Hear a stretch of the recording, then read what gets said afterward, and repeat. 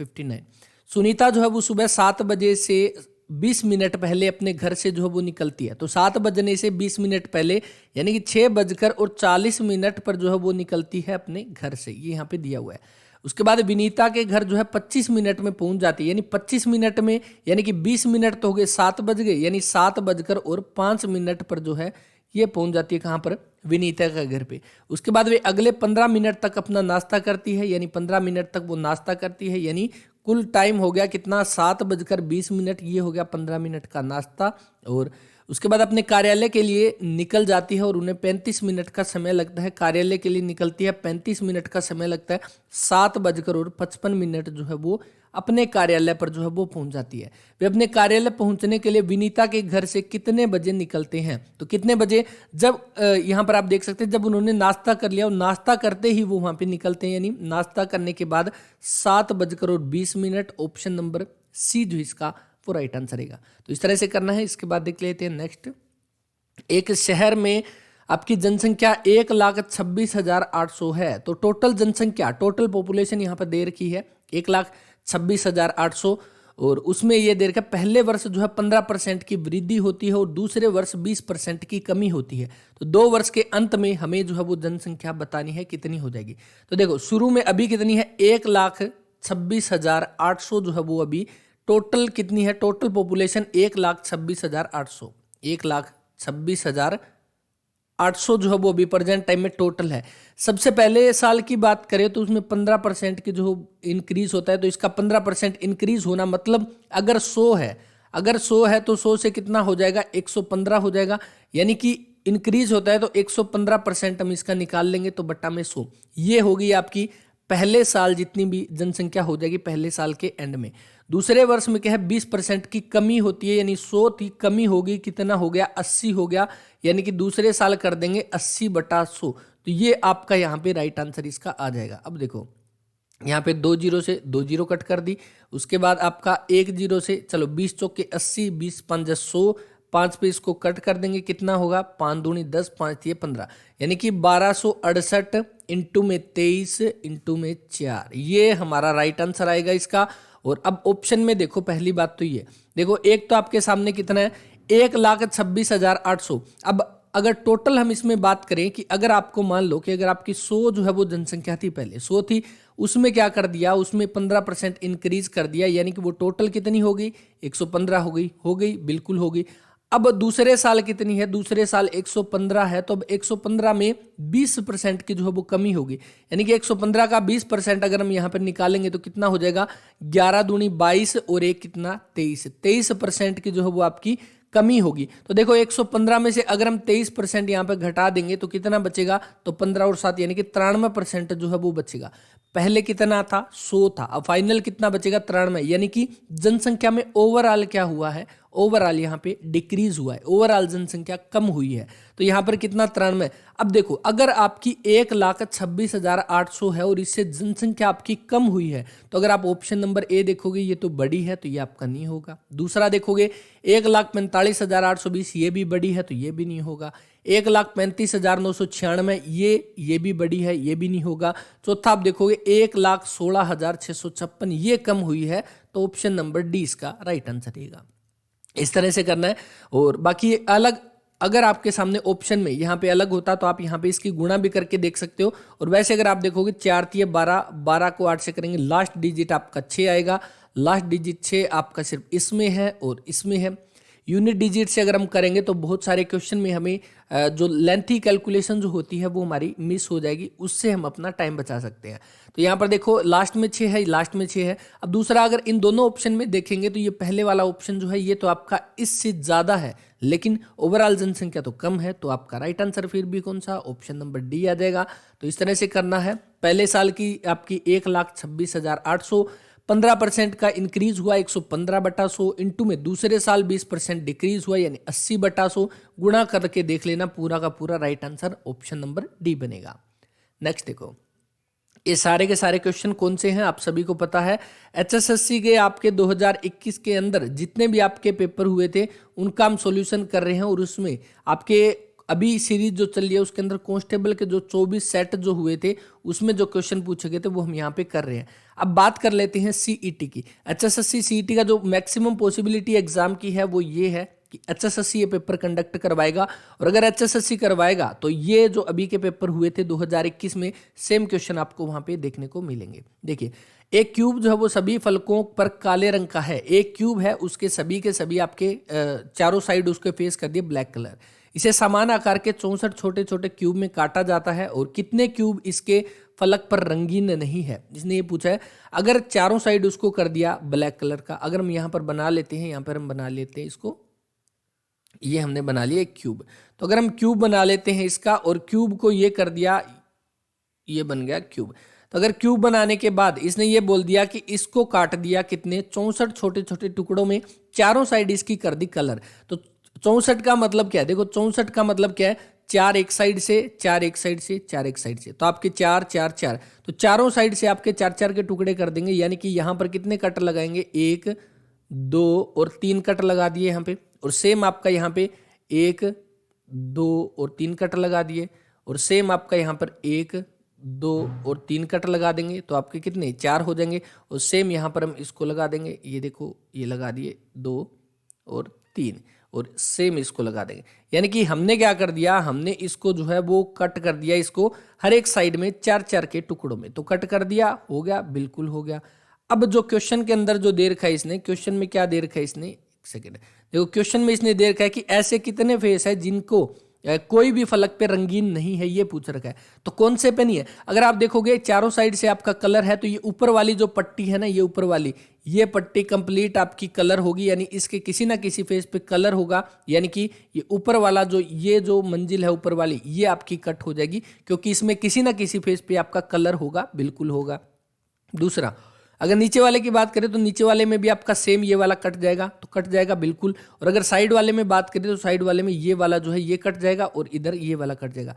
अब बचे कौन से, अगर आप ध्यान से देखोगे तो एक तो ये वाला ये बचा है, एक ये वाला ये बचा है, एक ये वाला ये बचा है, और एक ये वाला ये बचा है। यानी कि बचने का मतलब ये है कि बिल्कुल ऊपर वाले को छोड़ के नीचे वाले, यानी अगर इस लाइन की बात करें, इस लाइन की, तो एक छोड़ के बीच वाला जो बीच के जो बॉक्स बचेंगे ना, उनके अंदर कोई भी कलर नहीं लगेगा। यानी अगर हम बात करें, ये आपके 4 और ये आपके 4, 4 और 4 आपके 8, और ये सामने दिख रहे हैं वो नहीं, जो इसके अंदर वाली लेयर के अंदर है वो वाले, तो आपका कितना टोटल 8 ऐसे होंगे जिनके ऊपर कोई भी कलर नहीं लगा होगा।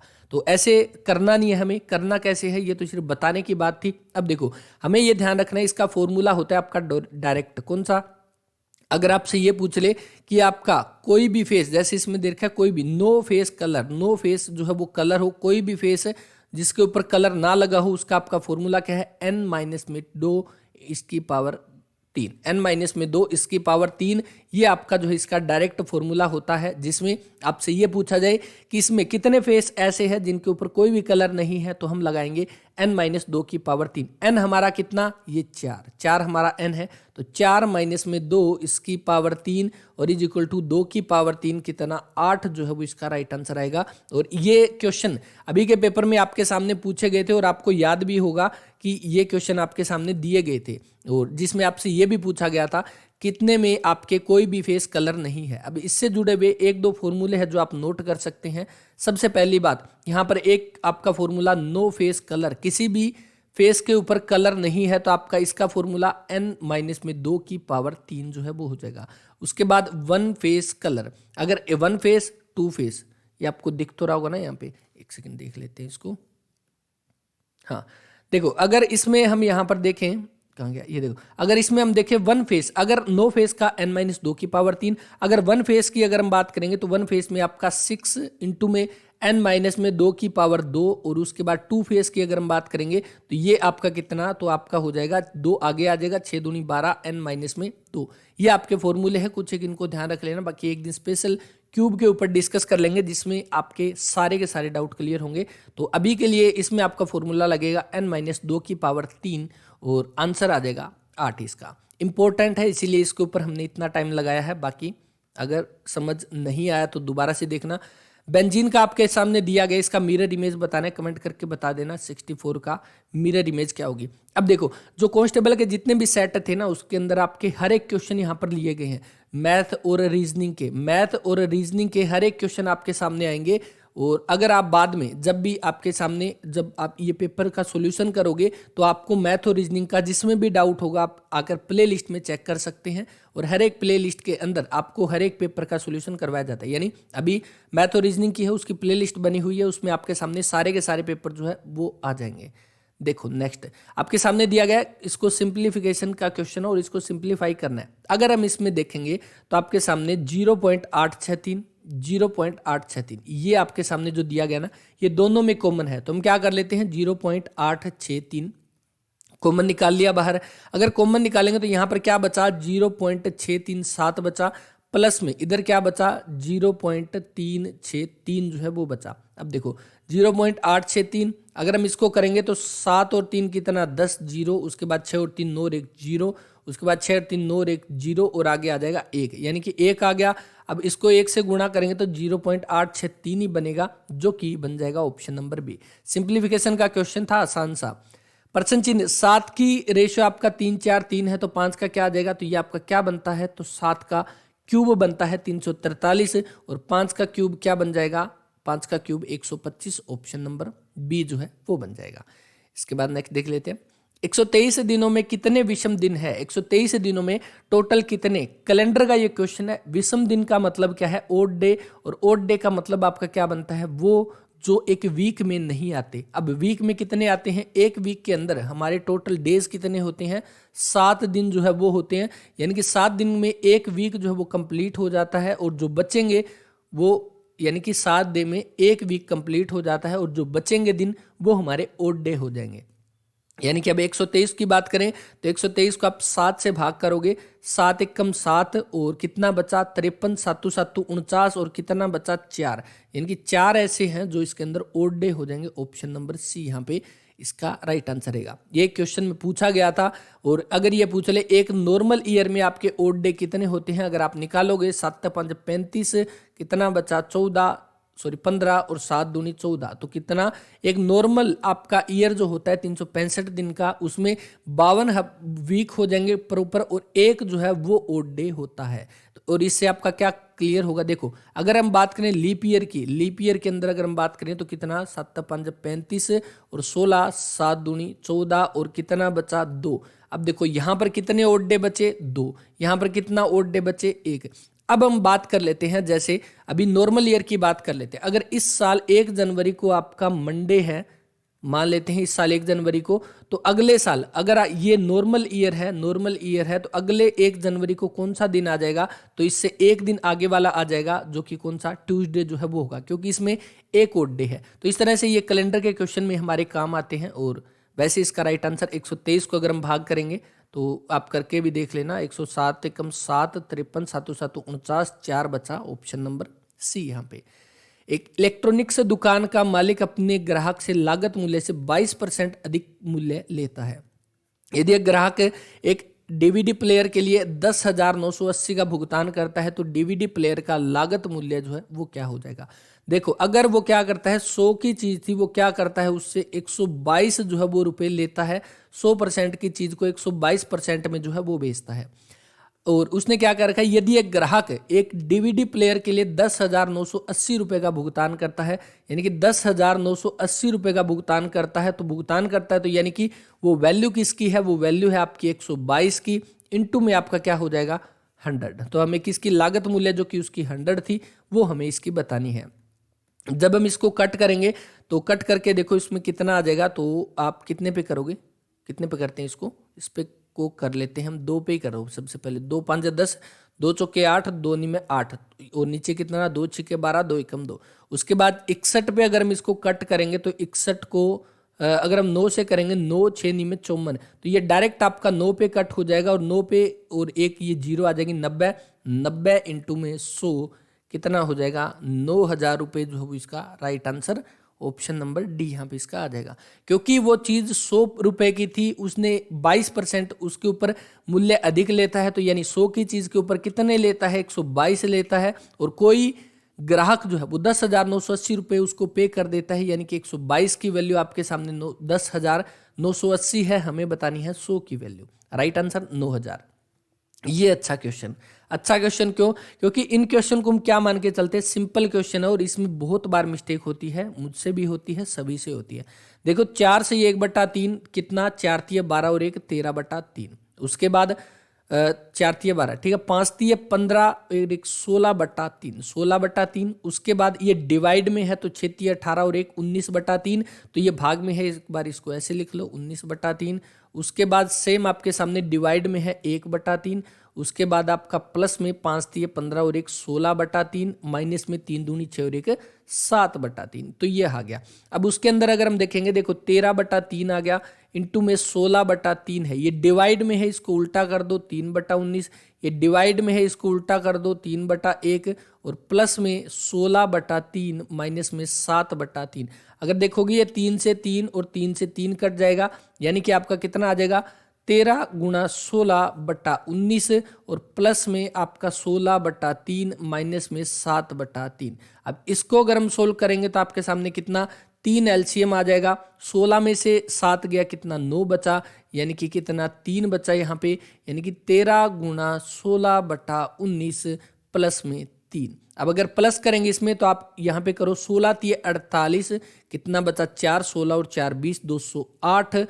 और जब हम इसका एलसीएम लेंगे 19 दूना 38, 19 तिये 57 बटा में 9, तो कितना बचा 265 बटा में 19, यानी कि 19 एकम 19, तो आपका कितना बचा, अगर आप यहाँ पर देखोगे 19 एकम 19, लास्ट में आप देख लो 9 तिये 27 और 8 ये हो गया, और 7 एकम 7 और 8 यहाँ पे भी देखो 19 एकम 19, और यहाँ पर कितना बचा आपके सामने 19 एकम 19 बचा 7, तो 7 बचा, उधर आपका 75, 19 दूना 38, 19 दूना 38, 19 तिया 57, तो यानी कि 13 और ऊपर 18/19, 13 से ही 18/19, ऑप्शन नंबर सी इसका जो है वो राइट आंसर। सिंप्लीफिकेशन के क्वेश्चन आपके सामने आएंगे, जरूर आएंगे, क्योंकि एचएसएससी अभी थोड़ा सा अर्थमेटिक जो है वो यहाँ पे तो पूछ ही रहा है, अर्थमेटिक के क्वेश्चन, इसके साथ ही एडवांस जो है वो भी पूछ रहा है। अब एडवांस का मतलब क्या है, एडवांस के अंदर आपके मेंसुरेशन जो है वो आते हैं, मेंसुरेशन के क्वेश्चन, इसके सामने आपके ज्योमेट्री के क्वेश्चन आ जाएंगे, उसके सामने आपके कौन से सिंप्लीफिकेशन के, यानी कि नंबर सिस्टम जो है वो यहाँ पे पूछा जा रहा है, तो वो भी हमें अच्छे से कवर करना है। तो right answer option number C, और पहले खुद भी इसको सोल्व करके देखना और नंबर सिस्टम के एक आधे क्वेश्चन की जरूर प्रैक्टिस कर लेना।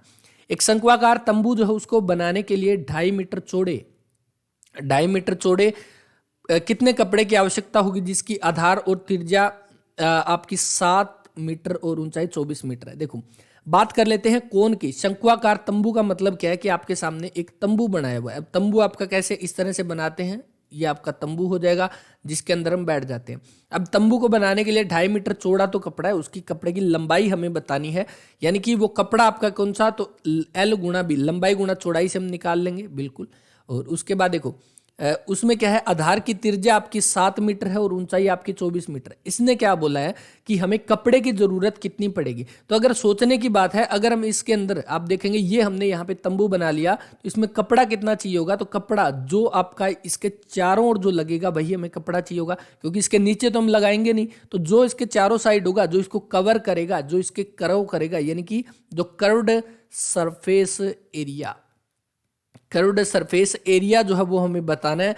तो आपका कोण का, आपका शंकु के फॉर्मूले कौन कौन से होते हैं। पहली बात तो वॉल्यूम, आपकी वॉल्यूम जो है वो क्या हो जाएगी, तो 1/3 पाई r स्क्वायर h होता है, बिल्कुल होता है, हमने पहले भी पढ़ा था और इसको याद भी किया था किस तरह से याद करते हैं। उसके बाद कर्व्ड सरफेस एरिया, यानी कि आपका वक्र पृष्ठ क्षेत्रफल, वक्र पृष्ठ क्षेत्रफल, यानी कि कर्व्ड सरफेस एरिया का मतलब क्या है, जो कर्व होता है, जो कर्व के अंदर उसके अंदर है ना वो कर्व, यानी कि इसका फॉर्मूला आपका पाई आर एल जो है वो होता है। एल आपकी कौन सी है, तो एच तो आपकी ये वाली हो जाएगी, और एल आपकी ये स्लांट हाइट जो है ना, ये टेढ़ी वाली, ये आपकी एल जो है वो हो जाएगी। उसके बाद ये तो हो गया सी एस ए। उसके बाद टी एस ए, और आपको याद होगा टी एस ए का आपका बेलन का क्वेश्चन पूछा गया था अभी के पेपर में, और टी एस ए का मतलब क्या है, टोटल सरफेस एरिया। अब देखो, जब CSA के अंदर हमने पाई आर एल क्लियर कर लिया, जब ये पाई आर एल का मतलब क्या है, हमने चारों ओर का कवर कर लिया, तो TSA के अंदर क्या बचा हमारे पास बचा उसका बेस बचा है हमारे पास। तो बेस बचा है तो इसका मतलब पाई आर एल, तो ये हो जाएगा टोटल के अंदर प्लस में। अब बेस आपका क्या है, आप यहाँ पे देख सकते हैं सर्कल है, और सर्कल का एरिया क्या होता है, पाई आर स्क्वायर होता है। ये हो गया, तो ये हमारा TSA का फॉर्मूला। और इसको अगर सिंपल करना हो तो हम क्या कर देंगे, पाई आर कॉमन आ जाएगा, इनटू में एल प्लस में आर जो है वो बचा, तो इसको भी हम ऐसे भी लिख सकते हैं। तो अब आपके सामने ये 3 फॉर्मूले हैं जो आपके कौन से पूछे जाते हैं, जो शंकु से आपके सामने पूछे जाते हैं। अब यहाँ पे क्वेश्चन में क्या पूछा गया है कि शंक्वाकार तंबू को बनाने के लिए कपड़े की आवश्यकता है, यानी हमें नीचे वाला पोर्शन नहीं बताना, हमें बताना उसका कर्व्ड सरफेस एरिया, जो कि क्या है, पाई आर एल जो है वो है। तो इसको आगे एक्सपेंड करते हैं, यानी कि पाई का मतलब 22/7, इनटू में आर हमारे पास कितनी है, आर हमारे पास 7 है, और इनटू में एल हमारे पास कितनी है, तो एल हमारे पास दे नहीं रखी। तो कैसे निकालेंगे, जब हम बात कर लेते हैं इसी चीज को हम आगे बड़ा करके लिखते हैं। आपके सामने मैंने इसको लिख दिया, एक सेकंड देखो, जब हमने इसको, ये वाला पोर्शन जो है इसको हमने यहाँ पे बड़ा करके लिख दिया, तो ये यहाँ पे इसको ये बना लिया। तो इसका मतलब क्या है, ये हमारी H है, ये हमारी R है, क्योंकि ये R हो गया ना, टोटल तो D है, लेकिन ये इतना इतना हमारी रेडियस है, तो ये हमारी L है। यानी कि ये हमारा पाइथागोरस प्रमेय लगा देंगे। इसके अंदर हमारी कितनी, H हमारी 24 सेंटीमीटर है, R हमारी 7 सेंटीमीटर है, तो ये L हमारी कितनी बनेगी, 24, 7 और 25 का एक पाइथागोरस प्रमेय जो है वो बनती है। यानी कि एक तरह से ट्रिपलेट जो है वो बनाते हैं। तो 24 का आपका कितना, 576 हो जाएगा, 7 का आपका 49 हो जाएगा, यानी 9 और 6 15, इधर 1 8 और 4 12, इधर 1 625 का रूट करेंगे तो 25 बन जाएगा। जो आपका क्या, लंब का स्क्वायर, यानी कि जो आपका हाइट जो है उसका स्क्वायर, रेडियस का square is equal to L का स्क्वायर हमारा हो जाएगा। तो इनटू में आपका कितना, यहाँ पे 25 हो जाएगा। अगर हम यहाँ पे करेंगे तो आपका कितना, तो 22 गुणा में 25 कितना बना, 25 दूनी 50, 25 दूनी आपका कितना, 50। तो अगर आप इसको यहीं पे रहने दोगे तो भी हमारा हो जाएगा।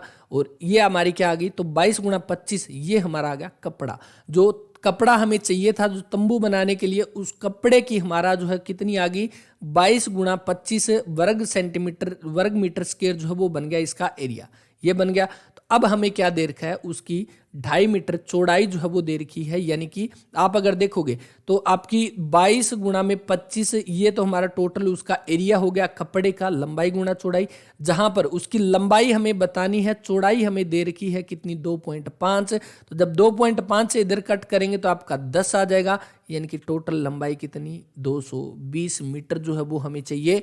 ऑप्शन नंबर सी यहाँ पे इसका राइट आंसर रहेगा। ये हो गया। तो इस तरह से हमें करना है। अब कई बार क्या है, हमने यहाँ पे करना है, जैसे 22 गुणा में 25 यहाँ पे दे रखा है ना, ये जब हम इसको सोल्व करेंगे तो 25 दूनी 50, 5 25 दूनी 50 और 550 आ गया। और 550 आती है, हम डायरेक्ट आंसर टिक कर देंगे ऑप्शन नंबर डी पे। लेकिन ध्यान रखना है, हमें ये भी दे रखा है आगे कि जो कपड़ा जो आया है उसका एरिया नहीं पूछा, अगर उसका एरिया पूछा होता तो 550 मीटर होता, यहाँ पे वर्ग मीटर स्क्वायर होता। और दूसरा यहाँ पे उसकी चौड़ाई दे रखी है 2.5 मीटर, लंबाई हमें बतानी है, तो वो हम उसके साथ गुणा करके 220 मीटर जो है वो निकाल लेंगे। इंपॉर्टेंट क्वेश्चन जो है वो रहेगा। और एक बात और, फॉर्मूले जो है, जितने भी आपके फॉर्मूले होंगे, चाहे आप कोण की बात करोगे, चाहे आप बेलन की यानी सिलेंडर की बात करोगे, वो याद नहीं होंगे, रट्टे मारने से याद नहीं होंगे। उनको आप कोई भी क्वेश्चन के अंदर जो पुट करोगे ना, तभी अच्छे से वो क्वेश्चन समझ आएगा, अच्छे से वो फॉर्मूले याद होंगे। रट्टे मारने से बेटर है वो फॉर्मूले जो है वो किसी क्वेश्चन के अंदर पुट करके देखेंगे। वैसे अगर आप 3 क्वेश्चन भी कर लोगे तो वो फॉर्मूला आपके अच्छे से याद हो जाएगा। नेक्स्ट देखो, आपके सामने दिया गया है, कोई नींबू जो है वो संतरा नहीं है। कोई नींबू जो है वो आपके सामने संतरा नहीं है। कोई नींबू जो है वो आपके सामने जो है वो संतरा नहीं है, यहाँ पर ये दे रखा है। उसके बाद कुछ संतरे सेब है, कुछ संतरे जो है वो आपके सामने सेब जो है वो हो जाएंगे। अब उसके बाद कोई संतरा नींबू नहीं है। संतरा और नींबू के बीच में तो हमें कोई रिलेशन दे ही नहीं रखा, तो ये सही। कुछ नींबू सेब है, नींबू और सेब के बीच में यहाँ पे कोई स्टेटमेंट नहीं है, तो दूसरा गलत। यानी कि केवल एक जो है वो इसको फॉलो करता है। ऑप्शन नंबर 20 का जो है वो राइट आंसर रहेगा। क्लियर है। इसके बाद देख लेते हैं नेक्स्ट क्वेश्चन। नेक्स्ट देखिए, अगला पेपर हमारे सामने शुरू हो चुका है और इसमें ये दे रखा है ये आपकी किस आकृति के अंदर है। तो तीसरे का आंसर जो है वो कमेंट करके यहाँ पर बता देना कि इसका राइट आंसर क्या आ जाएगा। इसके बाद नेक्स्ट देखिए, आपको ये बताना है बेमेल, यानी कि ओड वन हमें आउट करना है इसमें से। चार में से तीन में सेम आपका जो है एक पैटर्न फॉलो होगा। जैसे इसको अगर हम यहाँ पर करेंगे तो y आपका कितने पे 25 पे, d आपका 4 पे, i आपका 9 पे, n आपका 14 पे, ये हो गया। उसके बाद नेक्स्ट अगर हम इसको यहाँ पर करेंगे तो क्या बनेगा, यहाँ पे इसको अलग से कर लेते हैं। देखो उसमें m आपका 13 पे, r s t आपका 18 पे आ गया और w आपका 23 पे, b आपका 2 पे, ये आ गया दूसरा। उसके बाद तीसरा अगर हम यहाँ पे इसको अगर हम यहाँ पे उठा के लेके आएंगे तो क्या बनेगा, बी आपका 2 पे, जी 7 पे, एल 12 पे, क्यू आपका 17 पे, तो ये आपका तीसरे में बना। चौथे में अगर हम यहाँ पर देखेंगे तो आपका क्या बनेगा, एफ आपका 7 पे, के 11, के आपका कितने पे, के आपका एफ आपका कितने पे 6 पे, एफ 6 पे, के 11 पे, उसके बाद पी क्यू यानी कि आपका कितने पे 16 पे, टी आपका 20 पे, तो ये बना। अब इसके अंदर अगर हम चारों के हमने यहाँ पे नंबर लिख लिए और नंबर लिखने के बाद अगर आप यहाँ पे देखोगे कितना 25 के बाद एक आ गया 26 और उसके बाद कितना 4, यानी कि टोटल कितना 5 इंक्रीज हुआ है।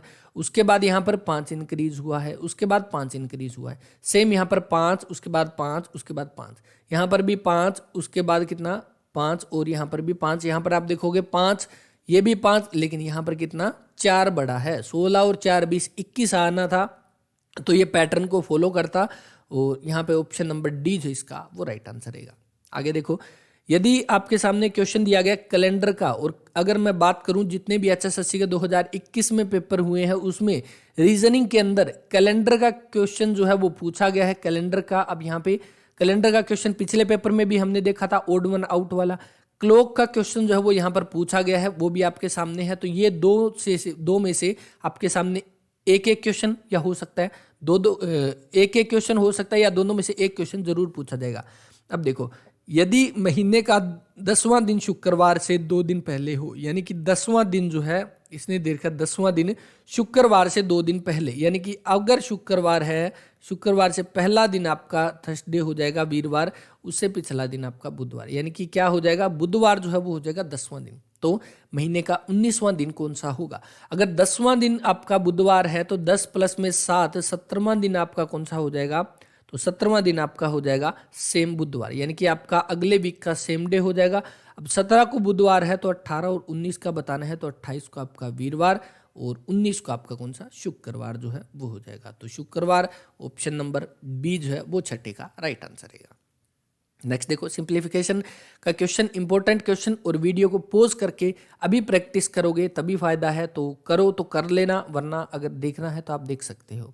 140 का यहाँ पर दे रखा है, 140 माइनस में 44 इंटू में 9 भाग में 3 है, यानी कि इसका कितना आ जाएगा 3 आ जाएगा, बटा में 1/2। सबसे पहले बोर्ड मास का रूल फॉलो करोगे, ऑफ को फॉलो करेंगे, इसको कितना 9 आ जाएगा, 9 में से भाग गया 9 तो कितना बचा यहाँ पर 1, और 1 प्लस में 2 कितना बचा 3 बचा। इधर हम करेंगे तो आप देखोगे 140 तो ये हो जाएगा, माइनस में 4 तिया 12, 4 तिया 12, 132 जो है ये आ जाएगा, बट्टा में 3, यानी कि कितना 8 बट्टा में 3, यानी कि 2 सही 2/3 जो है वो इसका right answer. Option number C जो है वो बन जाएगा इसका राइट आंसर यहाँ पे। नेक्स्ट देखो, मिरर इमेज का ये क्वेश्चन दिया गया है यहाँ पे, मिरर इमेज, और मिरर इमेज के अंदर आपको ये बताना है इसकी आपकी एग्जैक्ट इमेज जो है वो क्या बनेगी। अगर हम ऑप्शन में उठाएंगे तो आप यहाँ पर देखो, अगर आप देखोगे पहले के अंदर एल ए की ये आपका इस साइड है तो ये पहला इस साइड हो जाएगा बिल्कुल यहाँ पर, और उसके बाद अगर दूसरे में देखेंगे तो आपका कौन सा LAKME और P, यहाँ पर देखो ये P आपका एज इट इज लिख रखा है लेकिन उल्टा होगा, तो एक तो ये वाला कट गया। तो उसके बाद अगर इसमें देखेंगे तो ये S जो है वो हमारा एज इट इज दे रखा है, तो ये हमारा उल्टा होगा इसकी तरह, तो ये भी कट गया।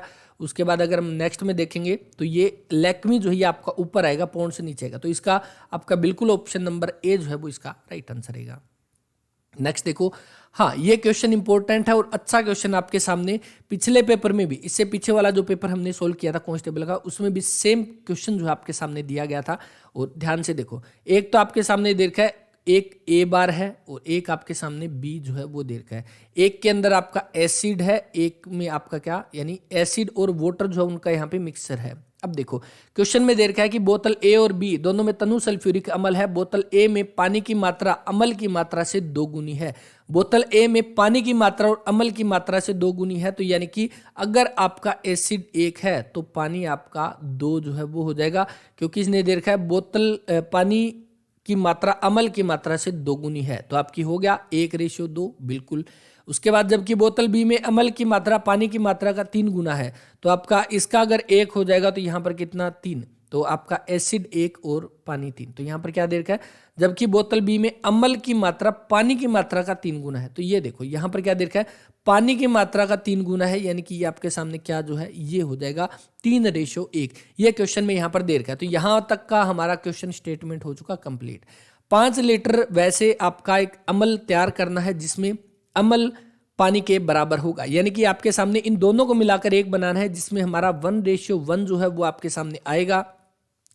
और प्रत्येक बोतल का मिश्रण कितना लेना चाहिए, सेम क्वेश्चन है। अगर आपको याद होगा, इससे पिछली क्लास में हमने ये क्वेश्चन किया था। अगर आपने किया था तो वीडियो को पॉज करके खुद प्रैक्टिस कर लो, तभी ये क्वेश्चन समझ में आएंगे। और जितनी प्रैक्टिस करोगे उतना अच्छे से ये चीज़ें दिमाग में जो है वो सेट होगी। तो आपके सामने देखो, अगर हम इनमें आपके 2 मेथड हमने किए थे, ओके 2 मेथड हमने किए थे, कौन कौन से। पहले तो मान लेते हैं जो ए वाले जो है ये आपके एक्स है, यानी एक इसके साथ एक्स की गुणा कर देंगे, इसके साथ एक्स की, इसके साथ वाई की, इसके साथ वाई की, ये हमने गुणा कर दी।